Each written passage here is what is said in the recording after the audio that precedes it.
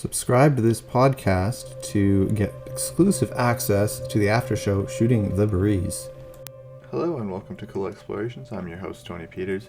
Today we are going to be speaking with Dr. Jonathan Schultz, who is a counselor and helps people deal with a lot of their mental health issues. And he's going to talk about his struggle with OCD, his dealings with suicide attempts, and how he's now been able to, thanks to God, be able to use that to help other people with their mental health struggles.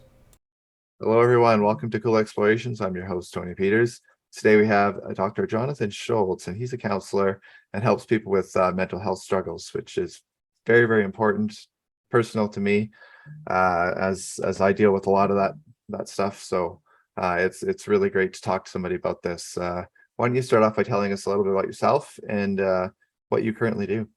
Yeah, definitely. So my name is Jonathan Schultz. I'm a counselor. I actually, for my job itself, I'm what would be considered an educational counselor at a community college in California called Bakersfield College. So I do more of the educational piece, personal exploration. I do some career stuff.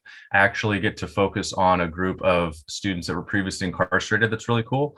And help them navigate the college world, transferring things like that to where they want to go for their careers or their educational, the next parts of their education.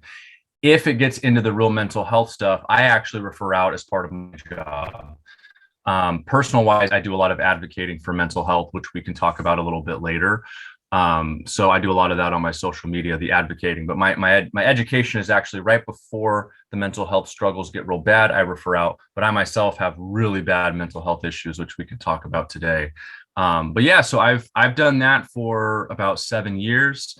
I recently got my doctorate degree just to kind of help further my education in the college system. My wife and I wrote a book, so I really enjoy writing. So it's along with the college counseling, educational counseling piece. My wife and I are shifting, and I still love my job and I'll probably do it for a long time. But since I have summers off, we're utilizing that time to try to get a little deeper in the mental health world, specifically the OCD world. So we wrote a book to help people that have OCD and also support someone with OCD. Currently, my wife and I are working on another book from the supporter side, like if you're married or love someone that has OCD, what can you do to help them? Trying to get more active on social media just to kind of spread the awareness. OCD is a very different disorder that's often misunderstood in the community at large, so to speak. It's misunderstood greatly. So we're trying to kind of advocate for that and eventually start a nonprofit to help people. And my pastor and I are working on a book as well that we can get into a little bit later. So yeah, so that's my work. I have 3 kids, a 7-year-old boy, 5-year-old girl, and a 3-year-old girl. And we live out in the country. So we like to, if we're not working, writing, or doing anything else, we like to go out, spend time with the family and get away from the cell phones and things like that. Yeah, and I think it's important to be talking about OCD and PTSD and mental health, like all that kind of stuff, because it's something that society has shied away from for so long, and now we're finally getting more open about it. And yeah, and I think in the Christian world, I believe, and obviously you're having me on, so you believe this somewhat, where there's a marriage between, the clinical scientific research, secular world, but then also our faith and scripture and things. There's got to be a marriage between the two. I think for like mine, I can't just pray it away. I mean, I obviously God could take anything away, right? I mean, I believe that like I think any Christian would believe, but there's different things I have to do because it is a brain disorder. I mean, they have different MRIs that show, where your brain's lit up in certain areas and how it impacts things. So I think that marriage is important. And I think we're starting to kind of, I think the clinical therapy is actually really starting to bring in faith to things, which is great. I just went to a conference for a national conference for OCD. My wife and I went to last week, and even these hardcore PhD guys and gals that kind of back in the day, like they would just think, wow, forget about your religion, let's focus clinical. They're now starting to marriage it too.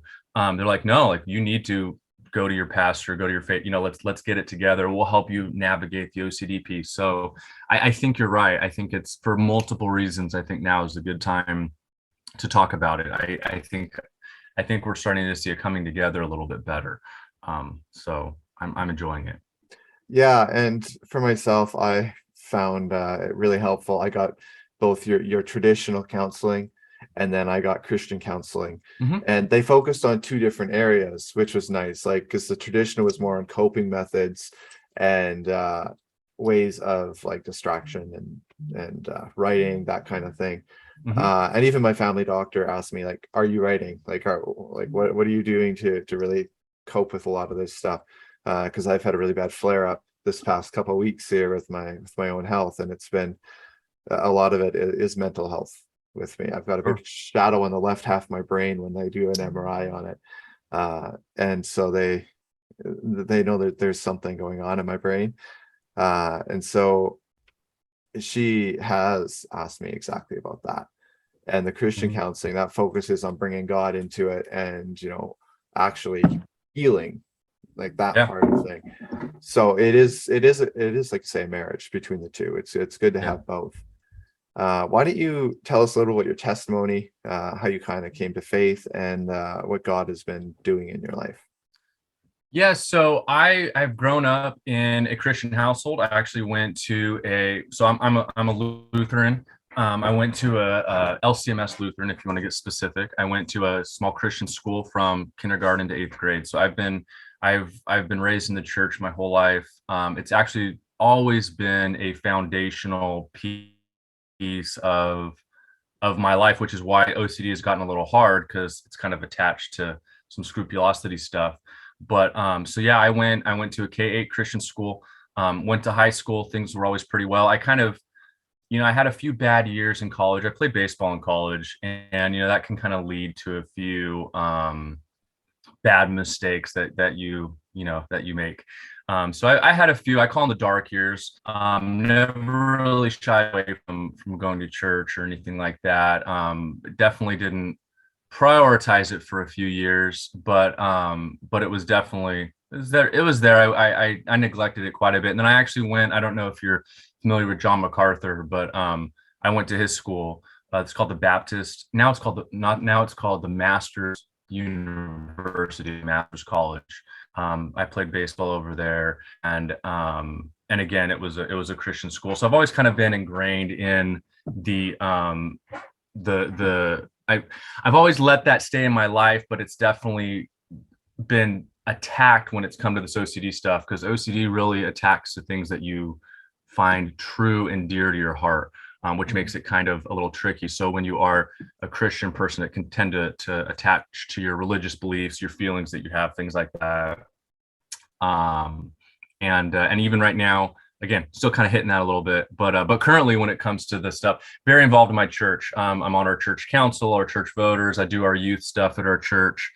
We have a really small, about 50 people that go to our church. So, you're normally on multiple committees and do a lot of different things. And we try to do, again, it's probably it is the largest part of my life and my family's life as well. Yeah, I found for my OCD that my kids have broken me of so much of that, because that like movies used to have to all be alphabetized and have to be categorized by what type of movie they were, and now it's like they're just scattered all over inside the thing in no particular order, because the kids don't put things away when they do things. So that part has been kind of healthy for me. Just the kids, they're not very neat, so it's just it's definitely broken me of a lot of that. I still even now when I'm talking to you, I'm doing patterns on my hand, and it's like a cyclical thing. I have to finish the pattern. It's just I don't know, it's just something that I guess my brain still does, but it's definitely been something God's working on with me. Has been a lot of that. Why don't you tell us a little about your own OCD struggles? When did it start, and explain a little bit about OCD? Yeah. This is definitely will take a little more time because I think it's interesting, educational, and needed. So let's first lay the foundation on what OCD is. So OCD, it's definitely a brain disorder.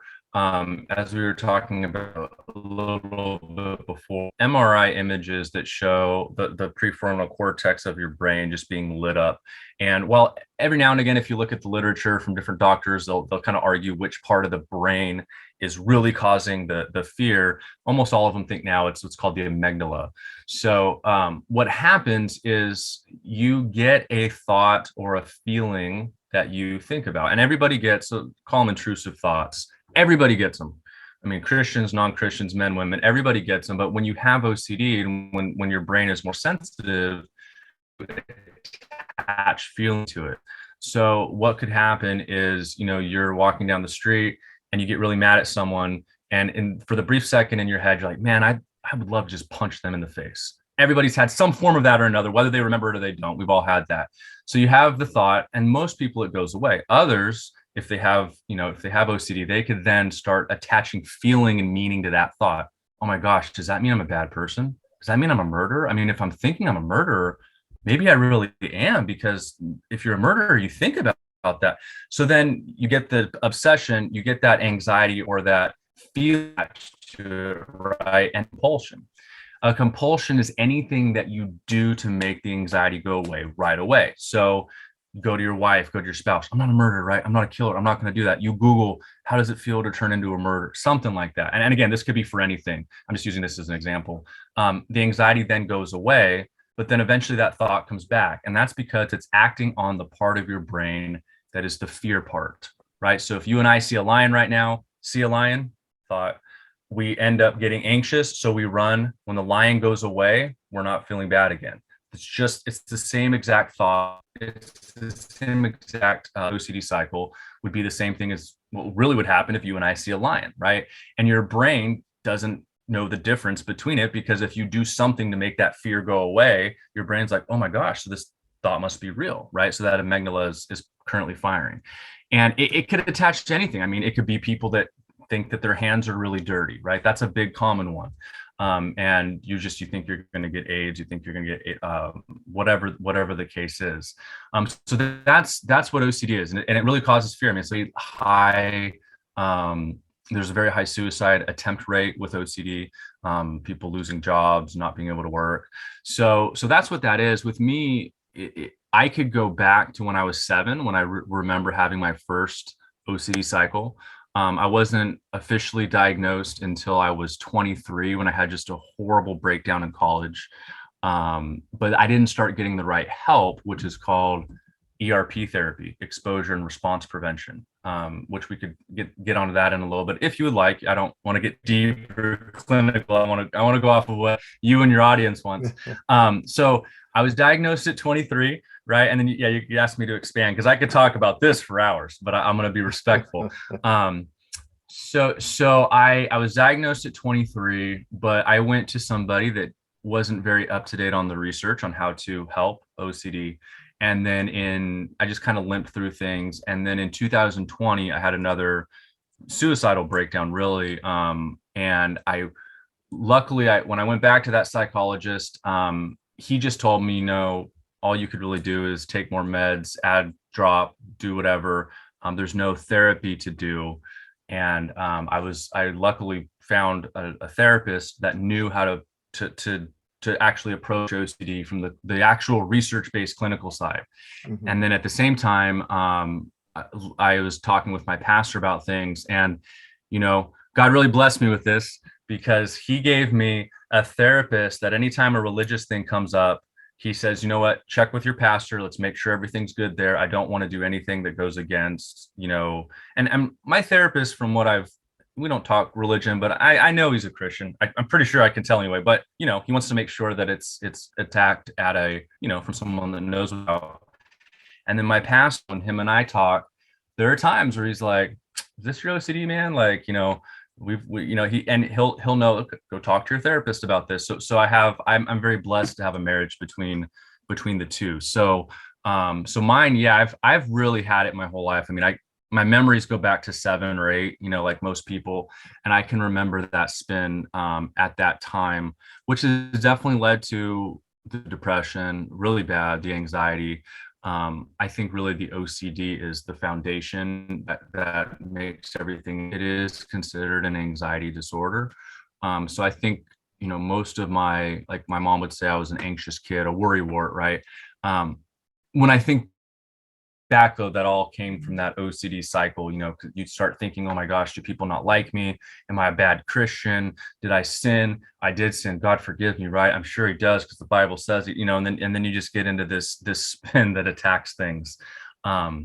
So it's been a struggle. I've been in therapy for the last actual therapy now, finally. By the when I was 32 is when I started. So unfortunately I got a little later, but better late than never. So I still am in that, but it's gotten better. I'm seeing my therapist less, and my pastor and I are talking less about OCD and more about other things now, which has been kind of nice. But it will definitely be a lifelong struggle, I think. Yeah, and it's something that does stick with you, and you gotta kind of keep it in check and Mhm. really focus on that. Because I know mine started when I was first molested at the age of 5 or Oh yeah. 4 or 5, and that really triggered it to really begin for me, and then got worse when I was molested again at 7. And it is those compulsive thoughts. They're just like, for me, a lot of it was suicidal thoughts. Like I should Yeah. just kill myself. Like always thinking about how I could kill myself. And praise be to the Lord, he did not allow me to kill myself, and physically prevented me from doing so on one occasion. But it was like that. It's that compulsive thing. And even now, like those thoughts come, and they're just like, okay, well, For sure. how do I tackle this from a scripture point, is how I've started looking at it. And that's how my counselor had really instructed me to really look at it, is how do I look at this from a biblical point? How can I tackle this from there? And prayer. She Yeah. really harped on prayer, which is something I harp on a lot in everyone's life now, because I think asking to God for help really helps you get through and deal with a lot of that stuff, because we can't deal with a lot of it on our own. We do need help, and he gives Yeah. us Yeah. counselors. Yeah. And I agree. I think, I believe that for me, I know I could tell for a while I was just focusing on the kind of clinical, therapy stuff. And I was neglecting the prayer life. I definitely was. And then once I was able to get that back more, and then have the seesaw, be level, where you're not neglecting the prayer, but then there's also like we've talked about. I mean, our brains can show certain things. I mean, these are actual biological they can be traced back. I mean, there's a book written called Can Christianity Cure Obsessive Compulsive Disorder, written by a Christian psychiatrist, and he goes all back to Martin Luther and 2 or 3 other Christians. And he's like, look, I really think these guys had OCD. If you look at like how much they would go and do all their things, like you can trace a lot of back to the early writings of things. So it's really fascinating book, actually. But yeah, so you have both. I mean, it's you start looking at how you address the thoughts and the actions behind it, but then you can't neglect the prayer life. I mean, you Yeah. gotta have both. I firmly believe. Yeah, and God gives us counselors and that, and Yeah. it is our Yeah. responsibility to take advantage of those things that he's put for us. I mean, yes, we can pray for healing, but there's action that has to go behind that prayer and with Yeah. that prayer. And a lot of people mistake prayer as being this miracle cure that, I'm going to pray and it's going to happen. And there are some that are that way, Yeah. Yeah. but a lot of it, God is like, well, I've given you the tools, use the tools. Here, Yeah. here they are. I presented them to you. Take some action, take part, do it. It's like when you're praying for someone's salvation. If you never plant the seed, are you really following up with your prayer and backing up your prayer? Yeah. Yeah, I agree. I mean, even in the Bible, for whatever reason, Timothy, a little bit of wine, who knows what that was for? I mean, it was obviously a means that God was working through. I always think back to the old analogy, just a Christian analogy, where a guy's on the top of a house and there's a flood coming, and he prays to God to save him, and a boat comes and he says, no, God's going to save me. Then the water rises, prays to God, a boat comes. Finally, the third boat comes. No, God's going to save me. He dies, gets up to heaven. He says, God, I thought you were going to save me. The guy goes, man, I sent you 3 boats. Yeah, Like, what? exactly. So I think it's the same way with, doctors and things like that. So yeah, and medications too. I find medications have been very, very helpful for me. Me too. In terms of the anxiety and dealing with a lot of that. Me too. And I get anxiety seizures. So because I have a lot of pain, so it just overloads the pain receptors in my brain and it causes anxiety, and then I seizure. Medication has really helped kind of taper that back from being 20 or more seizures a day down to, I had been 3 months seizure free until 2 weeks ago, and then I had a seizure again. So now I'm starting over from scratch in terms of trying to get my license back, because I have to be 6 months seizure free in order to get my license back, which is my goal. I want to drive again. Good. And I do think goals are important in terms of mental health and having those goals in place, especially for someone with OCD, because then it's like I have something to shoot for. Absolutely. Totally agree. So why don't you talk a little bit more about your suicide attempt as well, and how that really came to that point, and what comes after for you? Yeah. So just to clarify, not an attempt, almost an attempt. I didn't actually attempt it. But so I had with untreated OCD, what you see a lot is because you have so much feeling attached to your thoughts, these intrusive thoughts. And again, everybody has them. If you don't have them, you're either lying or you just don't remember them. I mean, that's how our brain works, and it's, again, not everybody thinks they're going to go kill people, right? But I mean, anything from like just a doubt or whatever it is. But when you have this disorder, because you put so much emotion into these thoughts, and then you do the compulsion and the reinforcing thought, it's literally a spiral. You start crazy. And while I knew I had at that point, I wasn't getting right treatment. So, I was just constantly spinning. Oh my gosh, am I going now? Maybe I am going crazy. And that was an obsession of mine. Maybe I'm schizophrenic, and, and so you literally feel like you're losing your mind. And I finally told my wife I wanted to kill myself. I just couldn't handle it anymore. I was, again, it was only two and a half years ago, but you're 32 years old, you have your doctorate degree. I have a good, stable family. I mean, my parents are still married. They both have degrees. And then there's this guilt that comes in, like, why am I struggling? Like, I shouldn't have this. I got a good life. And so just all of that, because of that, you're constantly spiraling instead of just, all right, I got the thoughts there. Let's refocus on what we're doing. You literally feel like you're going crazy. So luckily my wife, she stayed with me for a while, made sure all of our guns were locked away, and I wasn't going to actually, because I got guns, so we have those opportunities. Then when I got that therapy and was able to understand, because even just understanding that you're not going crazy is kind of the first, takes a little bit of pressure off you. It's kind of like if you're going through like a Christian spin, and then you talk to your pastor and they're like, okay, it's okay that you have, like, you're not, everybody sins, right? That's part of Christian. Everybody sins. You're like, oh, that's right. You kind of get that little reminder, it's like, oh, then you have to work at it. So after that, that's when I really started, hitting the therapy hard, talking with my pastor, just kind of about different faith issues. Because a big part of mine is I will obsess about, being a Christian. Oh my gosh, if I have this thought, that means I'm not going to heaven because I'm not perfect. Then it's like, I mean, it's easy because you read the Bible, nobody's perfect, everybody's a sinner. And you're like, why am I doing this? But again, it's the OCD. It's then just spinning, right? I mean, if only perfect people went to heaven, it'd be Jesus up there. So, And I do remember myself growing up, I recommitted my life to Christ like almost every second week. It was just like, I'm not a Christian. I'm not a Christian. I've done this sin. I'm not a Christian. And exactly. Yes. Yes, and that too. Then it's finally like, because I got in my part, I'm like, well, if that's the case, then I might as well just kill myself because I'm not going to heaven anyway. So why delay the inevitable?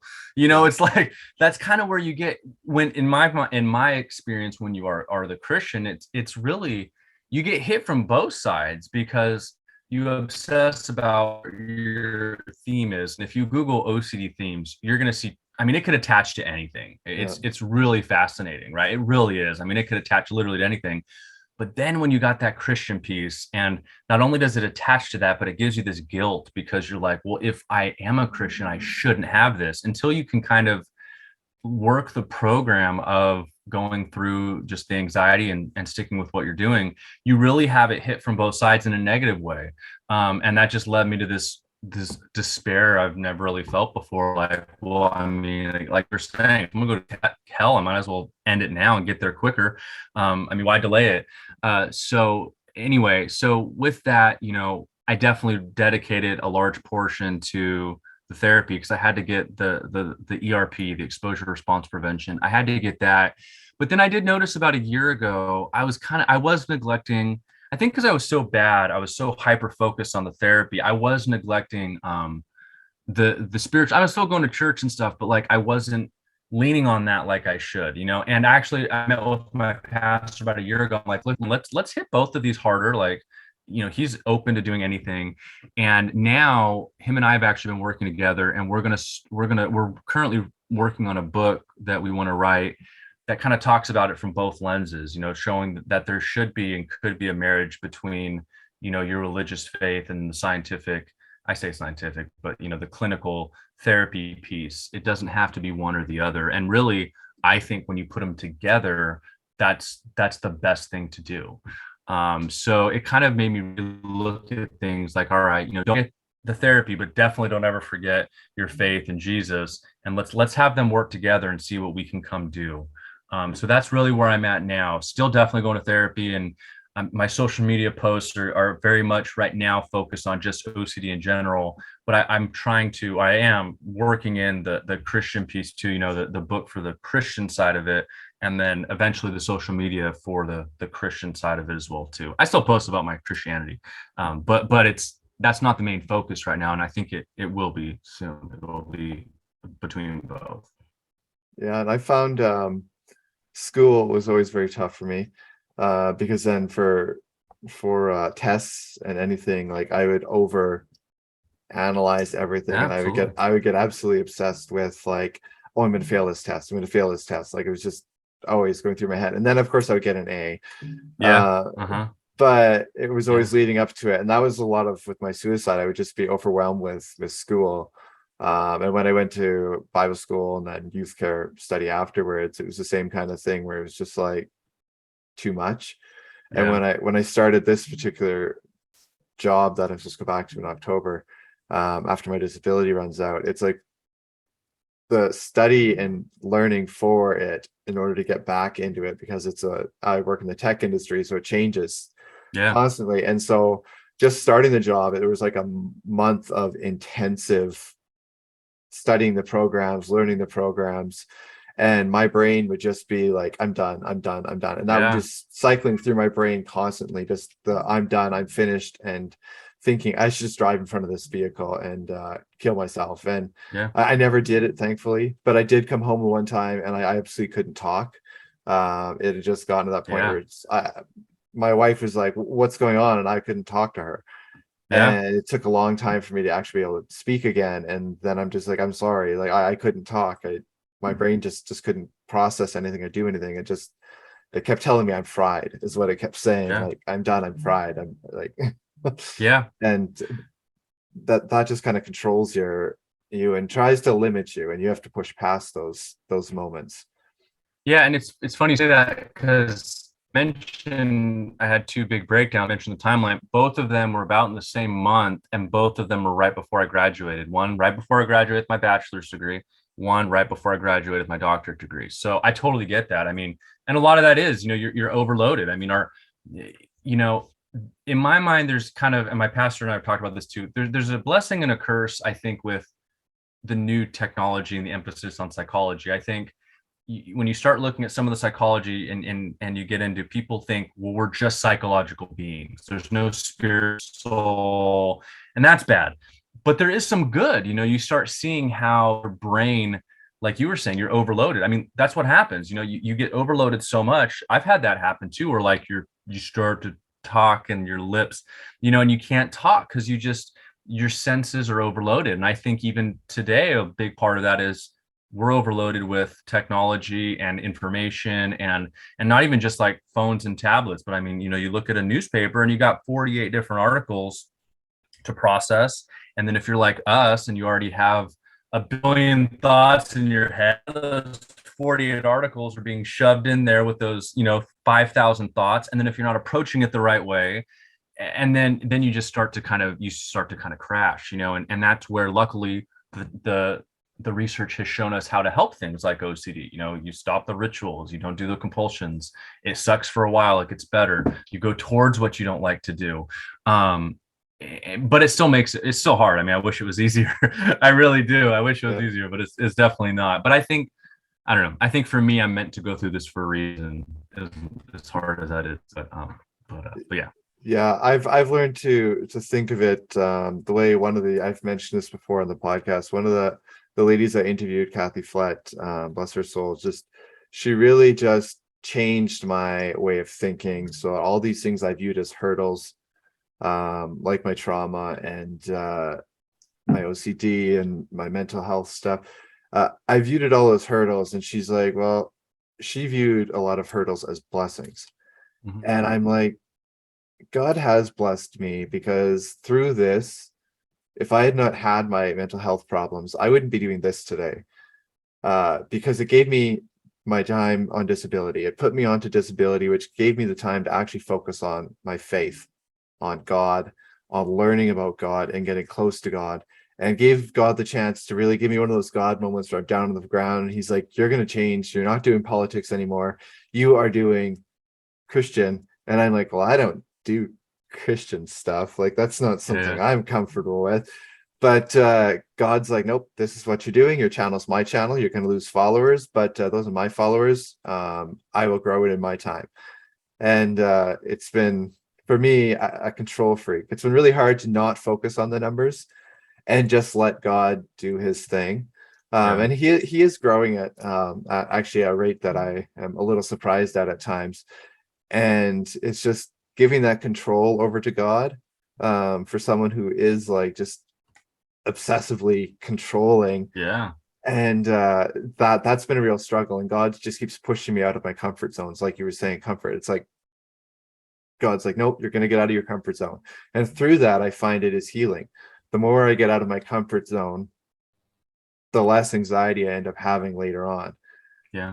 And so God has really been showing me that, and getting to talk to people and speak about it is helping other people. And I think that is healing as well, knowing you're making a difference in someone else's life through your issues.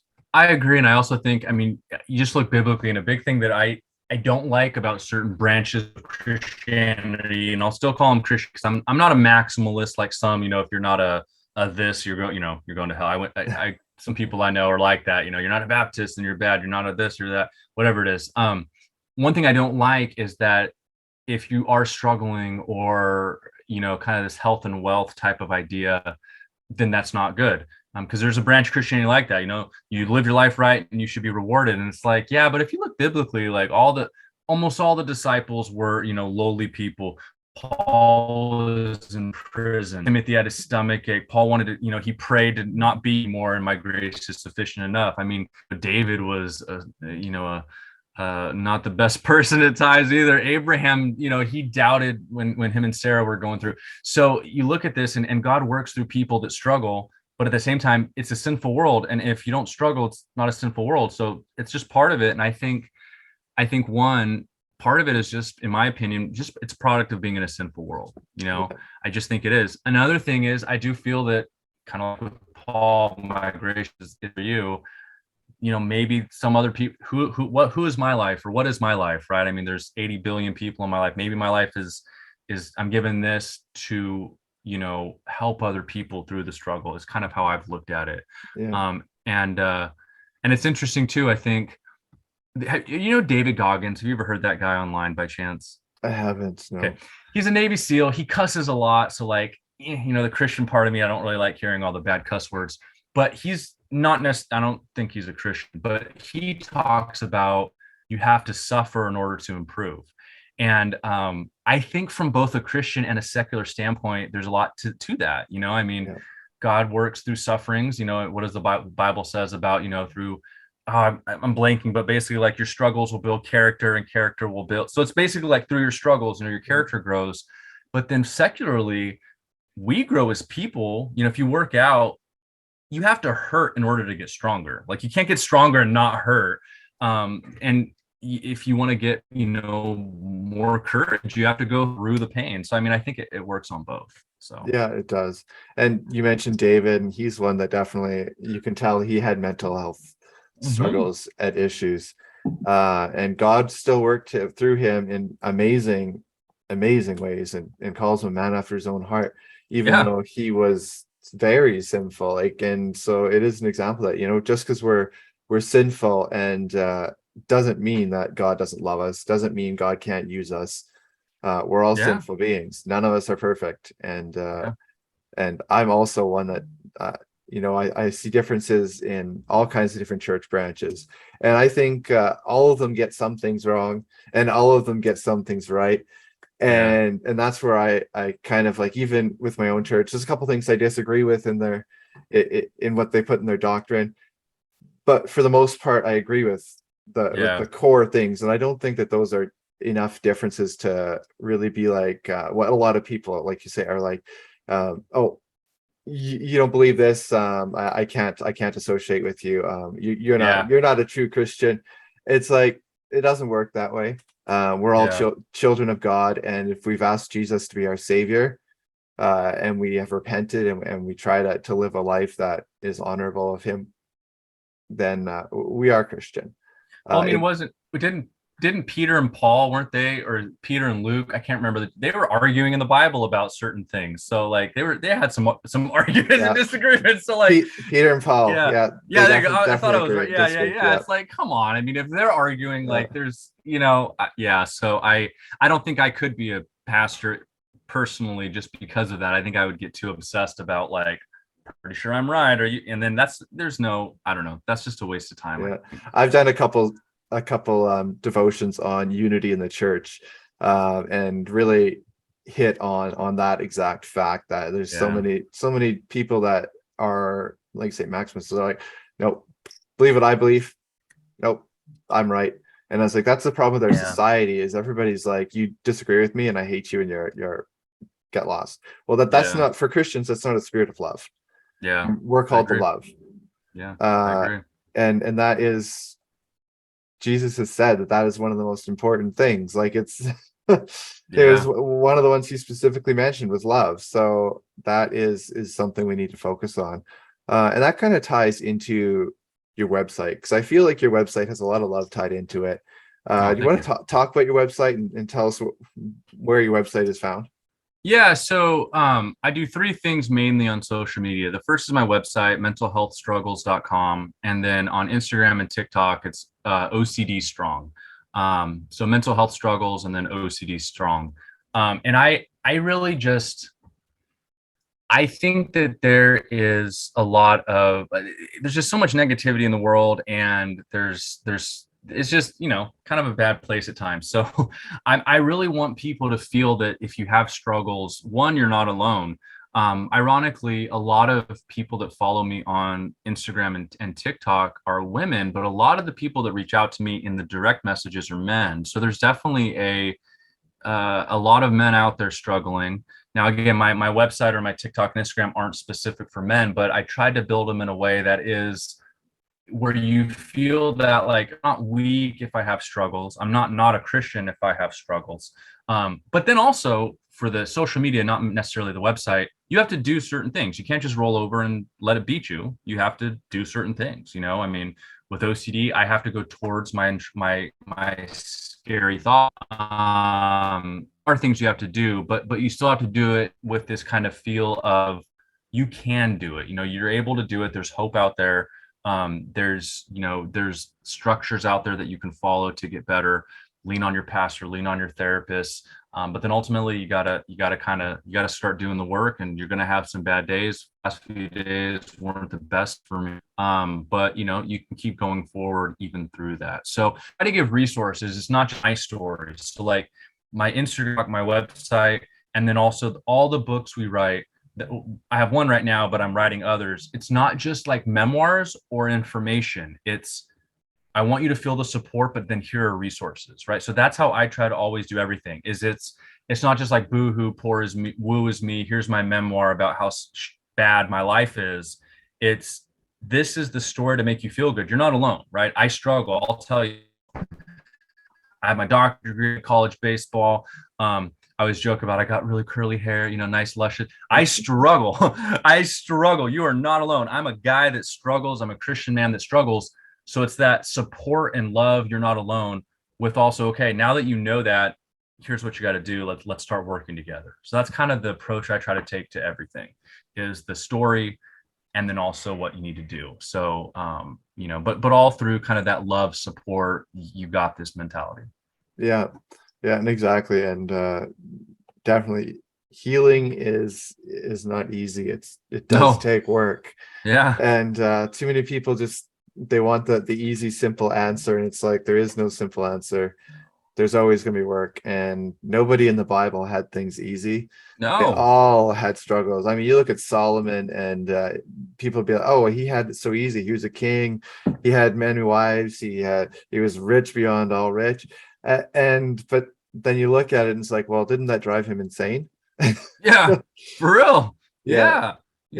So yeah, it's the Bible it talks about struggles, and it gives us the tools we need to get through those struggles. And counselors, Christian counselors and non-Christian counselors alike, but Christian counselors in particular, help you pick out the things in the Bible and be like, well, look at this approach helped this person. Well, have you thought about trying this?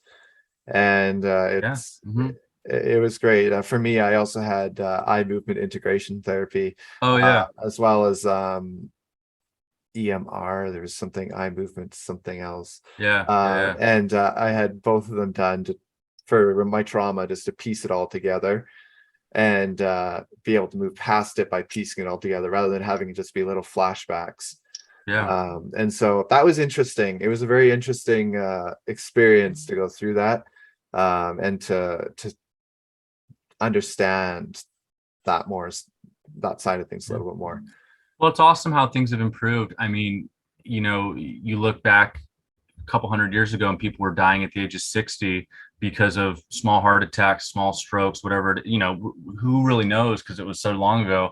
And now medical knowledge has helped us get over that. It's the same thing with mental health issues. I mean, back in the day, there's a lot of different research articles, like in the early 1900s, that people were mental health and people were put into insane asylums, but it's like, that was just bad OCD. They didn't know what they were doing. Like they weren't schizophrenic. That was bad OCD. That was, I think back in Philip Melanchthon, a Lutheran scholar, was talking about melancholy, I think is what they would say back in the day. Well, that was depression. It was just a different word. And, so anyway, it's just awesome that things have progressed to where we have a little more help with that, but also relying on and having the foundation on God. So, and having the Christian community, because it is something Christians often shy away from, and churches shy away from talking about. Sure. And it is something we do need to talk about, and we do need to do better as a church. And we have improved as a church. We have come a long way, but there's definitely more improvement as a church we need to do to support those with mental illnesses. Can you maybe hit on a few things that maybe the churches could do to assist people better? So I think the easy low-hanging fruit is there are still churches out there that think that any mental health issue is a faith issue. And my goal now, obviously some of them can be, but when you with the brain scans we've talked about, it's a physical. So for most people that struggle, it's a physical thing. And that's the first thing that I'm trying to do, is get to those other churches and people in the churches that, like, look, you're not weak because you have this. I mean, you can now see it. And if you can see it like that, I mean, faith is believing what you don't see. You can see this. You don't have to have faith that this mental illness is real when you can see it. So that's kind of the first thing. I think the second thing is I've run into some that they believe it, but they're still, for whatever reason, they're scared to refer people. I think, for example, luckily mine's not like this, but some I've talked to in the past, they want to try to get everything themselves because they're the pastor, because they have the schooling. They're almost, I don't want to say, they're not like too conceited where they won't, but it's like you can refer people and get that help. Like it's okay. You do that for cancer, you do that for diabetes, you do that for other things. Why not do that for the mental health piece? So the big low-hanging fruit is we still have to reach those that are still doubters in general. The second one is those that aren't, we need to let them be okay with referring and have it be between both. I think people think if you refer, then that means you're forgetting your faith. Well, no, you're not. Like, I'm going to a therapist, and although I think he is a Christian, he's focusing on the OCD piece. But him and my pastor work together great. I mean, he gives me homework to talk to my pastor. You can do that and still be in both. And then I think the last one is really having more of a spirit of love towards that. If you have someone that has cancer, they make it on the prayer chain or whatever your church does, you're praying for them, right? Cancer, you're getting for broken legs, heart murmurs. I don't remember depression or OCD being on those lists ever. And it's still like a silent thing, and I think we just need to be more open to, all right, let's welcome them into. There's a really good book. I have it here somewhere. And unfortunately, the guy ended up committing suicide, written by a pastor. It's called Hidden and by Steve Austin. Unfortunately, right after he published this book, he ended up killing himself. And it's talking a lot about one of the biggest things that churches can do is not make people feel bad that they're struggling mental health wise, bring them into a spirit of Christian comfort, but then refer out and get that biological comfort. So I think those are the big three things that I'm hoping to kind of break the stigma down. Yeah, and there's always been that, like you say, stigma of shame that people associate with it, and the person's ashamed that they feel this way. Society often makes them feel like they should be ashamed for this disability. That's been brutal. Insurance does not recognize many mental illnesses. My workplace themselves, they do, but my insurance company does not. And so my workplace will fight for me, and insurance will just be like, no, it's not covered, it's not a real thing. And I'm like, I'm having seizures. I can't have seizures when I'm helping customers, and I'm right in front of a customer trying to help them. And so I ended up on the call center side of things, helping people with a lot of tech related issues, and doing some sales through there. But then that was a little bit better for me because I could seizure, and it wasn't as big a deal because I'm not right in front of the customer. But there was a couple times where I actually had seizures, and I woke up on the floor, and I'm like, oh crap, I was in the middle of a call. Yeah. And so it's like the customer's no longer on the phone. That poor customer then had to go back on the wait list to try and get help. And it's like, well, that's not fair to the customer. And thankfully, eventually it got to the point where once my doctors cut my hours back down to 15 hours instead of full-time hours, then insurance is like, okay, now we'll approve it. Now they're only paying for 75% of 15 hours instead of 75% of 35 hours that I was working, to 40 hours sometimes. So it needs to be addressed in both the church, as well as I think insurance companies need to be hit with a bunch of lawsuits myself, just for how they treat people with mental health. And I think there needs to be a lot more regulations put in place by governments against insurance companies and workplaces for the sake of mental health, because it's a big issue. And I forget what the percentage was of Americans. I don't know the Canadian stats, but Americans that were dealing with mental health issues. And I don't remember exactly what the number was, but it was a high number.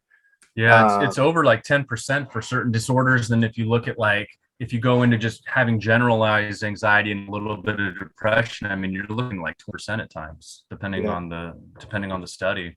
30 to 40, I think, have said that they've struggled at one point in their life. So yeah, it is a high number for Yeah. sure. It And really is. that's why I hate the stigma of shame. I think it's not something we should be ashamed of. We should be talking about it. If you have mental health, make sure you reach out to people who are going to be a good support system. Get a good support system around you. My wife has always been there for me in terms of that. She's fantastic woman who's put up with a lot of problems with me. I do. And she did know what she was getting into, because I already had a heart problem when we were dating. So started off marriage right after a heart procedure, and then right after we got married, I had my second heart procedure. So she did know what she was getting into, but she's always been a rock for me. And you need that. If you have mental health, you need that. You need to find somebody, or a group of people. Your pastor especially is a good one, who can support you. You can talk to them when you're struggling. You can reach out to them. And if you know someone with mental health, reach out to them. I do know a couple people with mental health, and I will shoot them a text every once in a while and be like, how are you doing? And I don't want just I'm fine. No, like, how are you doing? I want to know. And that's important if you know somebody with mental health issues. And if you do need someone to talk to, I'm sure you can reach out to Jonathan here. Or you can shoot me an email at tpeters745@gmail.com, and I'll put that as well in the conclusion of this. And I'll put a link to your website in the description. So people can find that on the podcast as well as on the video. And just remember, like you said, you're not alone. No, you are not alone. There's many people out there who are struggling with this, have gone through what you've gone through. And God is there. Remember to pray, dig into your Bible. Again, talk to your pastor.